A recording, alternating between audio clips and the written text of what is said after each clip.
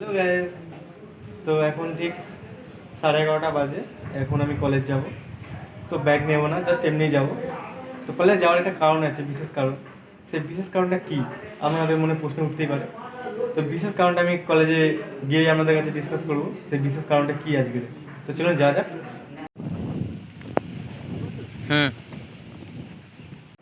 So বন্ধুরা, এই কলেজে এসে পৌঁছলাম। তো আপনারা দেখতেই পাচ্ছেন বৃষ্টি পড়ছে, অনেকটা ভিজে গেছি। তো বন্ধুরা, এই সবে কলেজে এসে পৌঁছলাম।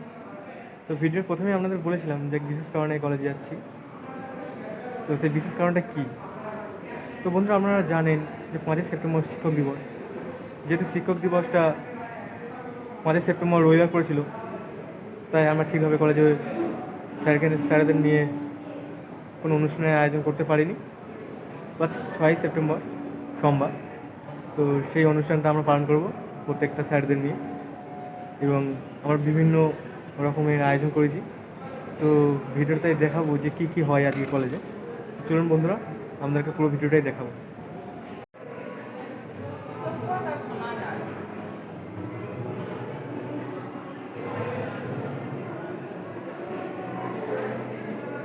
তো বন্ধুরা, এখন বাজে ঠিক 12:30। তো দেখবো আমাদের ড্রয়িং রুমটা, যেখানে আমাদের শিক্ষক দিবসে পালন করা হবে, কতটা সাজানো হলো দেখে এই রুমটা দেখা যায় আপনাদের।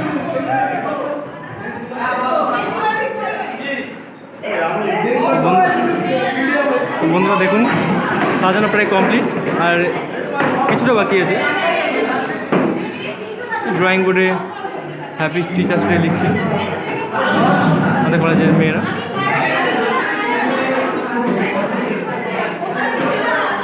রুমটা সাজাতে গিয়ে অনেকটাই অপরিষ্কার হয়ে গেছে, তো রুমটা পরিষ্কার হয়েছে। কলেজে ছেলে মেয়ে মিলে রুমটা পরিষ্কার হয়েছে। এখানে অনুষ্ঠান হবে, বুঝতেই পারছেন। আমাদের ডেকোরেশনের কাজ প্রায় কমপ্লিট, দেখতেই পাচ্ছেন।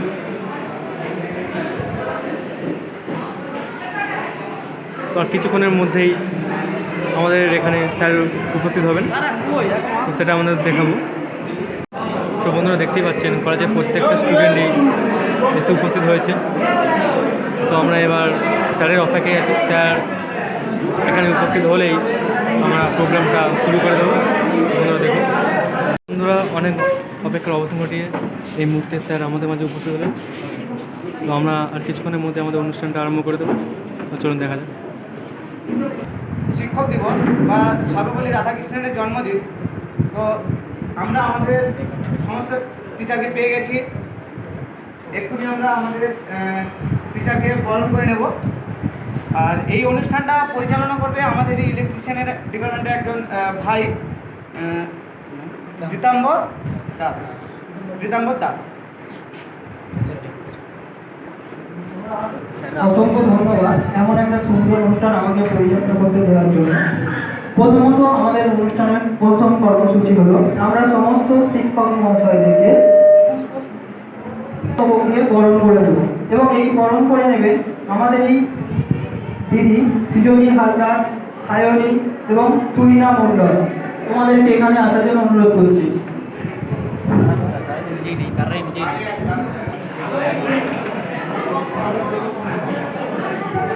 বন্ধুরা দেখতেই পাচ্ছেন, আমাদের কলেজের মেয়েরা স্যারদের পুষ্পস্তবক দিয়ে বরণ করে নেয়। আমাদের সমস্ত শিক্ষক মহাশয়দেরকে পুষ্পস্তবক এবং চন্দনের ফোঁটা দিয়ে বরণ করে নেওয়া হচ্ছে।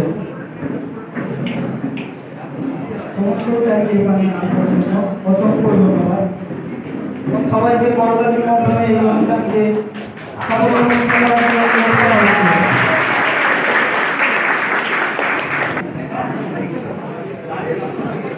সবাইকে ভিতরে আসার জন্য অনুরোধ করা হচ্ছে। তোমরা প্লিজ ভিতরে চলে এসো, বাইরে এসে বলুন। আমাদের এখন বরণের পর্ব চলছে। সমস্ত স্যারদের এবং ম্যামকে বরণ করে নিচ্ছে সৃজনী হালদার, সায়নী সর্দার এবং তুহিনা মণ্ডল।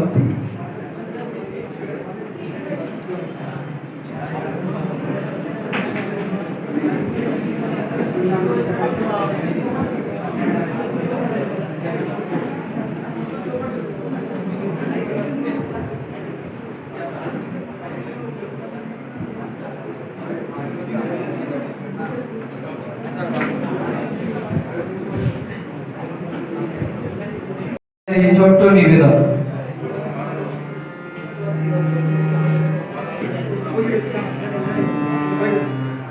চিত্ত জেতা ভয় শূন্য উচ্চ জেতাশীল জ্ঞান জেতা মুক্ত যেটা বীরের প্রাচীর আপন প্রাঙ্গণ তলে দিবস সর্বরী বসুধরে রাখে নাই খণ্ড পুত্র করি যেটা বাক্য হৃদয়ের উচ্চমুখ দেহ উচ্চশিয়া ওঠে যেটা নির্ধারিত স্রোতে দেশে দেশে দিশে দিশে গর্ভধারায় ভাই অজস্র সহস্রবিত চরিতার্থতায় যেটা তুচ্ছ আচারে মরুবালু রাশি বিচারের শতপথ ফেরে নাই গ্রাসী পৌরসেরে করেনি শতথা নিত্য যেথা তুমি সর্বকর্ম চিন্তা আনন্দের বড় জাগরিত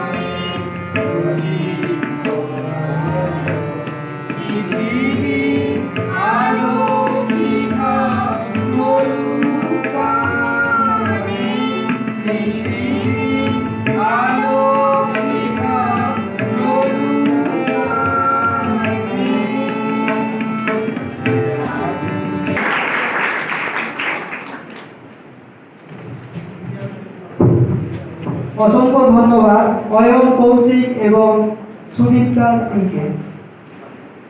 সকলেই জানি যে গতকাল 3 সেপ্টেম্বর ছিল শিক্ষক দিবস। তো আমরা সানডে বা রবিবার হওয়ার জন্য আমরা সেটা সেলিব্রেশন করতে পারিনি। তো আমাদের কিছু স্টুডেন্ট বলে গেছিল যে এটা আমরা সোমবার দিন আজকে 6 তারিখে ওটা সেলিব্রেট করতে চাই। তাহলে ঠিক আছে, কোনো অসুবিধা কিছু ব্যাপার নেই। আমি সকলকেই অসংখ্য ধন্যবাদ দেবো। এখানে আমি দেখতে পাচ্ছি যে আমাদের এখানে 3টে সেশনের স্টুডেন্ট স্টুডেন্টরা আছে, 19 21 আছে, 20 22 আছে এবং যারা নিউলি অ্যাডমিটেড হয়েছে 21 23 এরও কিছু স্টুডেন্টকে আমরা দেখতে পাচ্ছি। তো আমি ধন্যবাদ জানাবো আমাদের সকল টিচারকে যারা এই গত 2 বছর এই কোভিড সিচুয়েশনে নিজেদের লাইফ রিস্ক নিয়ে এই পরিষেবাটাকে কন্টিনিউ রেখেছে, যত সম্ভব চেষ্টা করেছে যে আমরা কীভাবে স্টুডেন্টদের বেটার থেকে বেটার আরও লার্নিং আরও একাডেমিক পার্টকে প্রোভাইড করতে পারি। যার জন্য ওনারা একদম যখন খুব লকডাউন করা ছিল সেইটুকু যেই রিল্যাক্সেশন হয়েছে ওনারা নিজে রিস্ক নিয়ে এখানে রয়েছে। কিছু কিছু স্টাফেরা কোয়ার্টারে থেকে বা কিছু স্টাফেরা তাদের পার্সোনাল কার বা বাইকে করে এসে প্রোভাইড করার চেষ্টা করেছে। আমি ধন্যবাদ জানাবো কিছু স্টুডেন্টকে। আমি দেখলাম যে তারা খুবই অ্যাক্টিভ, গতবারে যেমন করতে পারে তার অধিকার রেখে আমি আমার এই দুটো বক্তব্য শেষ করলাম। সকলকে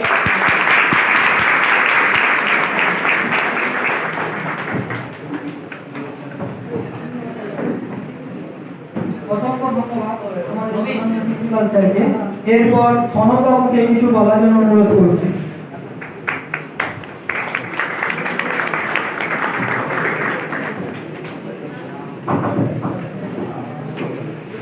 ছাত্রছাত্রীবৃন্দ, আজকে 6ই আগস্ট, কিন্তু গতকাল যে দিনটা ছিল বিশেষ দিন 5ই সেপ্টেম্বর, প্রিন্সিপাল স্যার তিনি বিস্তারিত কিছু আলোচনা করেছেন, কিন্তু আজকে আমি মূলত যে বিষয়টাকে নিয়ে আলোচনা করব, যাকে উদ্দেশ্য করে যাকে নিয়ে আজকের এই অনুষ্ঠান, ডক্টর সর্বপল্লী রাধাকৃষ্ণন সম্পর্কে। ডক্টর সর্বপল্লী রাধাকৃষ্ণন 1888 খ্রিস্টাব্দে 5ই সেপ্টেম্বর মাদ্রাজের তিরুপতি গ্রামে জন্মগ্রহণ করেছিলেন। একটা সাধারণ অত্যন্ত দরিদ্র পরিবারের বাবা ছিলেন একজন তহসিলদার, এবং সেই তহসিলদার ব্যক্তিটি তার কাজ ছিল বিভিন্ন জায়গায় যাওয়া এবং বিভিন্ন জায়গায় বদলির কাজ ছিল। এবং ডক্টর সর্বপল্লী রাধাকৃষ্ণন ছোটবেলা থেকে তার পড়াশোনার ক্ষেত্রে অনেক রকম সমস্যা চলেছিল। বাবা যেখানে চাকরির সূত্র যেখানে যেতে হতো সেখানে তাকে যেতে হতো। যাই হোক, অত্যন্ত মেধা প্রকৃতির, এবং তিনি এত পড়াশোনার দিক থেকে এত তীক্ষ্ণ ছিলেন, এত মেধাবী ছিলেন যে তিনি তখন তো তিনি ইন্টারমিডিয়েট ছিলেন, ইন্টারমিডিয়েট পরীক্ষা তিনি প্রথম হয়েছিলেন, এবং সেখানে তারপর তিনি দর্শন শাস্ত্রে অনার্স নিয়েছিলেন এবং সেখানেও তিনি ফার্স্ট হয়েছিলেন। এবং যেহেতু বাবা বিভিন্ন জায়গায় তাকে যেতে হতো, তার পড়াশোনা অনেক রকম মেধা করত, এবং কখনো তিরুপতি কখনো তিরুতানি, এই দুটো জায়গা হচ্ছে দক্ষিণ ভারতের সবচেয়ে একটা পবিত্র তীর্থস্থান। এই তীর্থস্থানে ঘোরার ফলে খুব অল্প বয়স থেকে ডক্টর সর্বপল্লী রাধাকৃষ্ণনের ঈশ্বর সম্পর্কে একটা ভাবনা, একটা ধারণা তৈরি হয়েছিল, ঈশ্বর চিন্তা সম্পর্কে। এবং তিনি ঈশ্বর মগ্ন ছিলেন, তিনি খুব অল্প বয়স থেকে এটা করতেন, ঈশ্বরের সাধনাটা, ঈশ্বর চিন্তা, এবং তার মধ্যে দিয়ে তার পড়াশোনা, তার শিক্ষকতা এগুলো করতেন। যাই হোক, তিনি মাদ্রাজের বুদ্ধিস্ট কলেজে তার প্রথম শিক্ষকতা করেছিলেন, এবং যে কলেজ থেকে তিনি পড়াশোনা করেছিলেন সেই কলেজে তিনি চাকরি পেয়েছিলেন, মাদ্রাজের বুদ্ধিস্ট কলেজে দর্শনায়।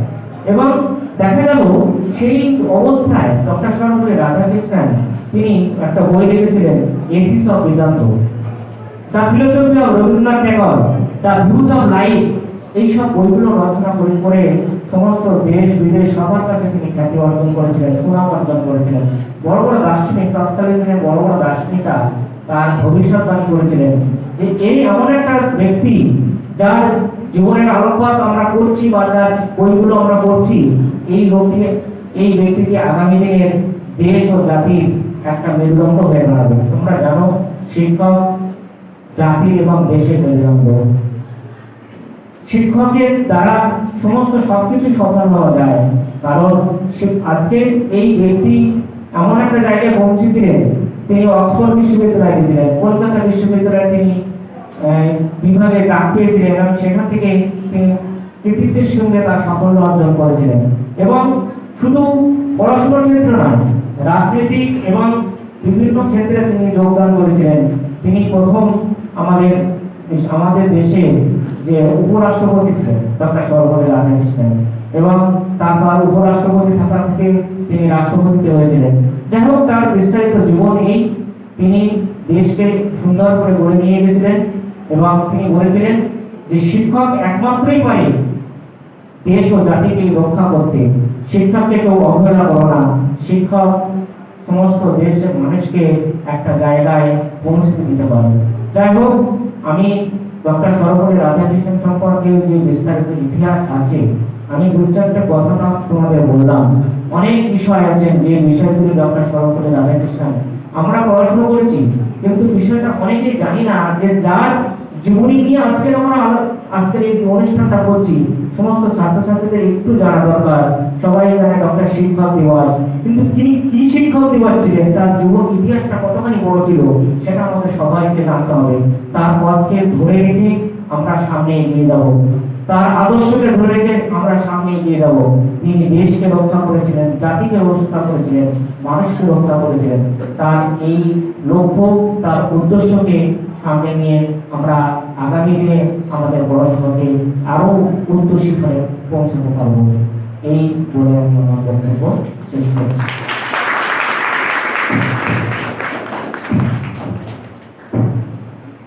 অসংখ্য ধন্যবাদ।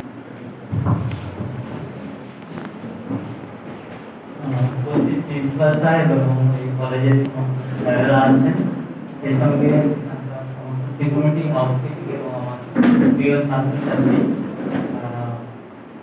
সবাইকে যথাযথ সম্মান জানাই, এবং যে সমস্ত অভিভাবকরা আছেন তাদেরকেও আমার সম্মান, সালাম এবং প্রণাম জানাই। আমার বলার সেরকম কিছু নাই। অ্যাকচুয়ালি শিক্ষক দিবসটা কি, এর তাৎপর্য কি, এটা আমরা সবাই জানি, এবং অনেকেই জানি বিষয়টা কেন আজকে শিক্ষক দিবস পালন করা হচ্ছে। সেক্ষেত্রে আগামী দিনটা রবিবার ছিল, সে কারণে আজকে এটা অনুষ্ঠানটা করতে হচ্ছে, আমাদের ছেলেরা করেছে। যাই হোক, স্মরণ যখনই করি না কেন সেটা মঙ্গলের এবং শুভময়। আমি বিষয়টা যেটা বলতে চাইবো যে আমরা আজকে শিক্ষক দিবসের উদ্দেশ্যে যে দিনটা পালন করছি তার তাৎপর্য অনেকখানি আছে, কিন্তু একটা জিনিস আমাদের মাথায় রাখতে হবে, একটা সন্তান যখন জন্মগ্রহণ করে তার সঙ্গে তার বাবা মা নারীর সম্পর্ক থাকে, নারীর কারণ থাকে। ঠিক সেভাবে একটা শিক্ষকের সঙ্গে ছাত্রের অন্তরের একটা কারণ থাকে, অন্তরের একটা মিল থাকে। আর এই অন্তর বিনিময়ের ফলে কিন্তু প্রথাগতভাবে সারাটা জীবন বা যতদিন আমরা বেঁচে থাকবো এই দেওয়া নেওয়া পাওয়া, অর্থাৎ শিক্ষা দেওয়া এবং ছাত্রদের তরফ থেকে শিক্ষা নেওয়ার পদ্ধতিটা চলতে থাকবে অনন্তকাল ধরে, এবং সেটা একটা সুমধুর সম্পর্কের সঙ্গে চলবে বলে আমার বিশ্বাস। কারণ শিক্ষা হচ্ছে এমন একটা জিনিস যা মানুষকে যে শিক্ষা দিয়ে যায়, সেই শিক্ষাটা বাস্তবে রূপান্তরিত করতে হয় আমাদেরকে। তবে দুর্ভাগ্য এই কারণে আমাদের কাছে যে আমরা অনেক সময় দেখেছি পাখির ছানা পাখি হয়, তাকে পাখি করতে হয় না, কিন্তু মানুষের ছানাকে মানুষ করতে হয়। এই একটা ব্যাপার আমাদের কাছে মাঝে মধ্যে থাকে, আর যার মেন দায়িত্বটা থাকে শিক্ষকের উপরে। এই ছাত্র শিক্ষক এই যে একটা ব্যাপার, ইনস্টিটিউট বা আর্টিস্টে যারা আছি আমরা, এই শিক্ষক পেশাটা হচ্ছে সবার থেকে বড় পেশা। শুধুমাত্র ইকোনমিক্যালি কিংবা বেতনের দিক থেকে নয়, সামাজিক দায়বদ্ধতার দিক থেকেও এটা সবার থেকে এগিয়ে। এবং সমস্ত প্রফেশনেরই এটাকে বলা হয় কিং অফ প্রফেশন। যত রকম প্রফেশন আছে, জীবিকা আমরা অর্জন করি, তার মধ্যে এটা সব থেকে বড় প্রফেশন এবং এর দায়বদ্ধতা অনেক বেশি। যদি কেউ মনে করে একজন গভর্নমেন্ট এমপ্লয়ি সরকারি চাকরি পেয়েছে মানে দারুণ কিছু ব্যাপার, বিষয়টা সেরকমটা নয়। আমি মনে করি বিষয়টা হচ্ছে বড় দায়িত্ব পালনের একটা অঙ্গীকার তার হাতে থাকে, অনেক বড় কিছু থাকে। এখানে অনেক সহজ সরল মানসিকতার সঙ্গে একটা লেবার কখনো ব্যর্থ হয়। সত্যিকারের যদি চেষ্টা থাকে, সেই চেষ্টা কোনোদিন ব্যর্থ হতে পারে না।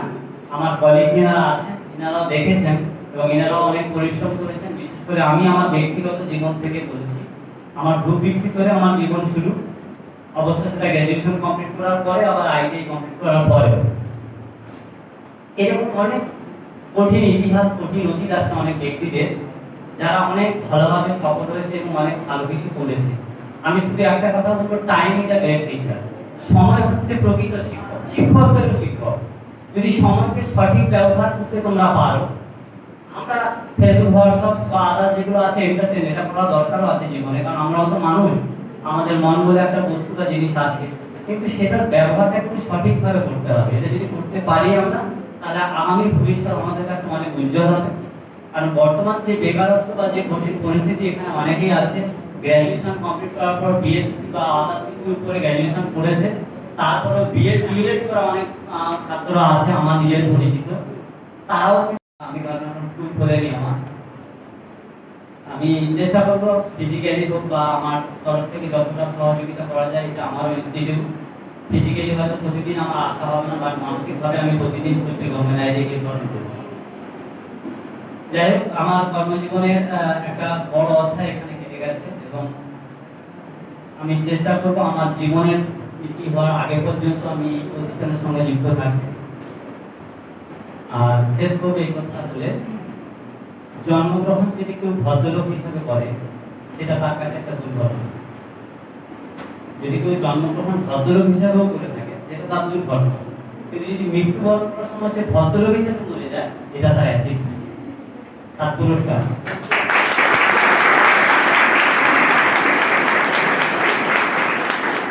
ধন্যবাদ সবাইকে। একটা উদাহরণ আমি বলে শেষ করে দেবো আমার কথাটা, কারণ অনেক কাজ আছে সবারই। তোমরা এই লকডাউনটা যখন পরে প্রথমের দিকে, ঠিক সেই সময় একটা ঘটনা বলছি আমি, তামিলনাড়ুতে ঘটে যাওয়া ঘটনাটা। একজন ভদ্রমহিলা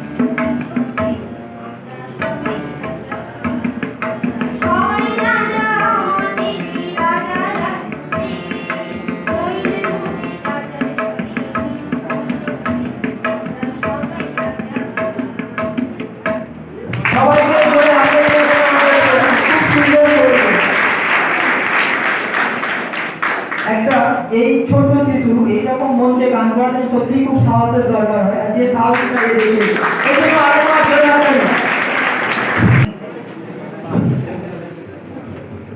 শিউলি ফুল শিউলি কেমন ফুল কেমন ফুল শিউলি ফুল শিউলি রাতির বাই মনে মায়ায় আনিল হায় মনে ছায়া রাতির বাই মনে মায়ায় আনিল হায় মনে ছায়া মনে বেলায় বাড়ি বাড়ি ফিরি বাড়ি। সো বন্ধুরা এখন কুইজ কন্টেস্ট প্রতিযোগিতা হচ্ছে স্যারদের মধ্যে। দেখুন আপনারা তিনটে রাউন্ডে বলতে পড়েছি, ঠিক আছে? ফার্স্ট রাউন্ডে আমাদের 4টে কোশ্চেন থাকবে টিকের উপর থেকে। সেকেন্ড রাউন্ডে আমাদের 3টে কোশ্চেন থাকবে খাতা থেকে, ঠিক আছে? থার্ড রাউন্ডে আমাদের 2টো কোশ্চেন থাকবে মুগলি থেকে। ফার্স্ট রাউন্ডে কোনো চ্যালেঞ্জ করা যাবে না, সেকেন্ড রাউন্ডে চ্যালেঞ্জ করা যাবে না, থার্ড রাউন্ডে যে 2টো মুগলি কোশ্চেন থাকবে সেগুলো চ্যালেঞ্জ করা যাবে। মানে আমাদের প্রতিটা কোশ্চেন মার্কস ফার্স্ট কোশ্চেন আমাদের